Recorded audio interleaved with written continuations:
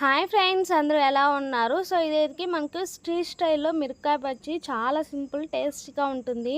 మనకు కావాల్సింది శనగపిండి, సాల్ట్, కారం, కొంచెం వాము, సోడా, మైదా 1/4 తీసుకొని సో ఇవన్నీ ఒకసారి మిక్స్ చేసుకొని కొంచెం కొంచెం వాటర్ వేసుకోవాలి. సో మనకి ఇలా వస్తే సరిపోతుంది.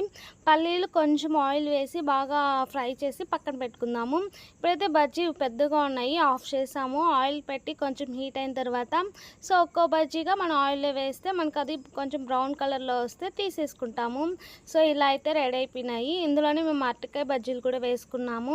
సో మనం ఇప్పుడు ఒక్కొక్క బజ్జీని మధ్యలో కట్ చేయాలి. సో మనం స్టఫింగ్ పెట్టుకోవాలి కదా, అందుకోసం కొంచెం కారం, సాల్ట్, గరం మసాలా తీసుకొని బాగా కలిపేసి పక్కన పెట్టుకొని ఇప్పుడు కొంచెం పల్లీలు, ఆనియన్స్, మళ్ళీ కోటింగ్ పల్లీలు వేసి ఆ మసాలా లైట్గా వేసుకుంటే అంతే. టేస్ట్ అయితే సూపర్. మీకు ఎలా